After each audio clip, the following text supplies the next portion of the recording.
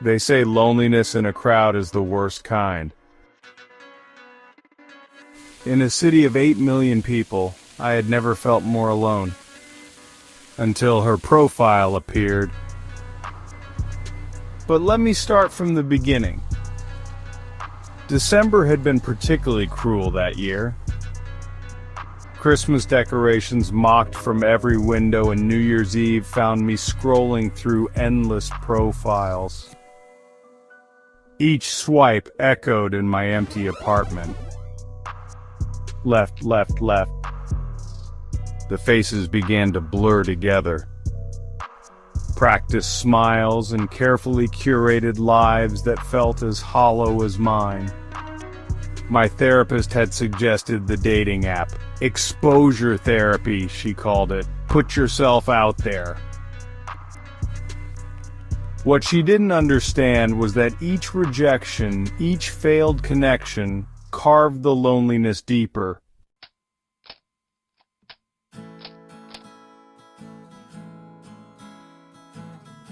Emily. Her profile said she loved midnight walks and collected vintage cameras. But it was her eyes that caught me. They held the same loneliness I saw in my mirror every morning. Not the carefully crafted kind that people display for sympathy. This was raw. Real. Like looking into a reflection of my own soul. The matching algorithm showed 99.9% compatibility.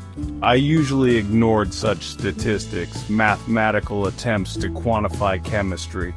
But something felt different. Her first message came at 3:27 a.m. "Do you ever feel like you're searching for someone who doesn't exist?" she asked me. I stayed up until sunrise, trading messages that felt like confessions. Each word resonated with an authenticity I had forgotten existed in our filtered, curated world.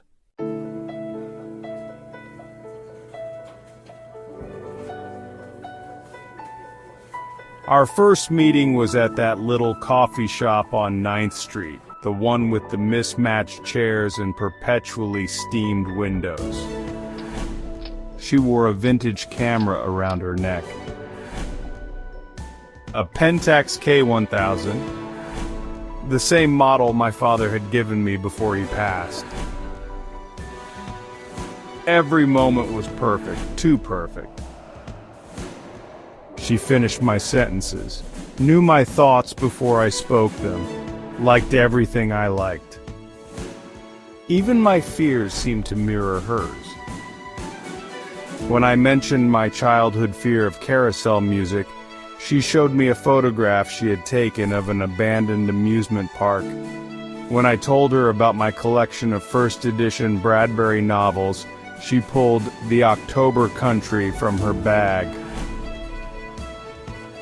Weeks blended together like a fever dream of shared coffees, midnight photographs, and conversations that stretched until dawn. She captured everything with her camera, our shadows merging on brick walls, our reflections in rain-slicked streets, and our fingers intertwined against urban landscapes.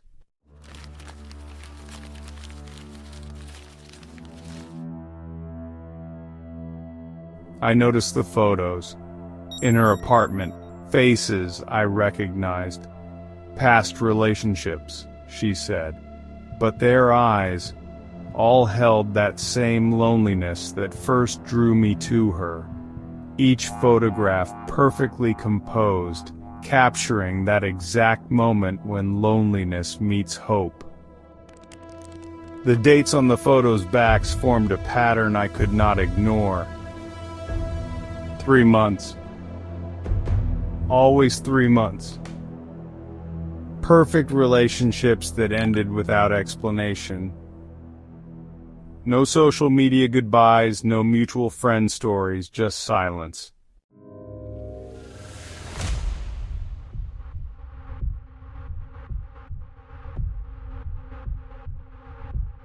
I found them online, all of them. Each one had met her exactly like I did. Each relationship lasted exactly 3 months. Then they just stopped posting. Stopped existing. Their digital footprints ended abruptly like songs cut mid-note. Each disappeared person left behind a pattern of increasingly perfect social media posts.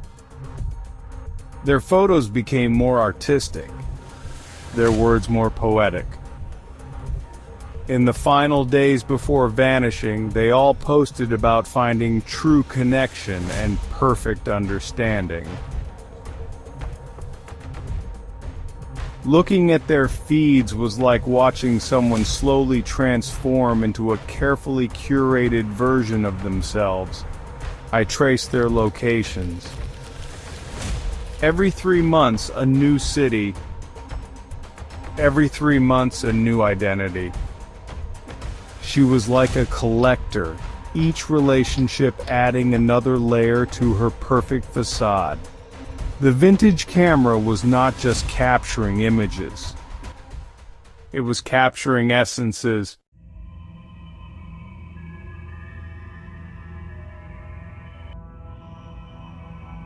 The signs were there from the beginning. How she knew exactly which book to reference in every conversation. How her photography style matched each previous victim's artistic preferences. She was not just studying us, she was becoming us piece by piece. And memory by memory. In her apartment, I found the camera's memory card. Every photo showed the same transformation, happy couples slowly merging into single shadows. The final photo of each sequence showed only one figure, but with 2 distinct shadows. Now I understand she was not collecting photographs, she was collecting souls.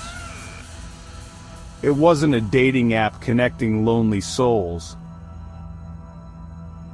It was her, finding us, feeding on our desperation for connection. Perfect love comes at a perfect price.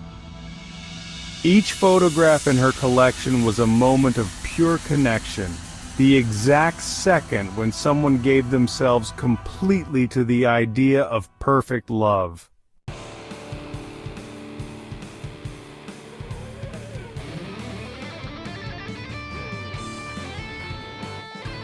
Today marks 3 months since our first match, and I finally understand why her eyes look so familiar. They are mine now. And somewhere, someone equally lonely is swiping through profiles, about to find their perfect match in me.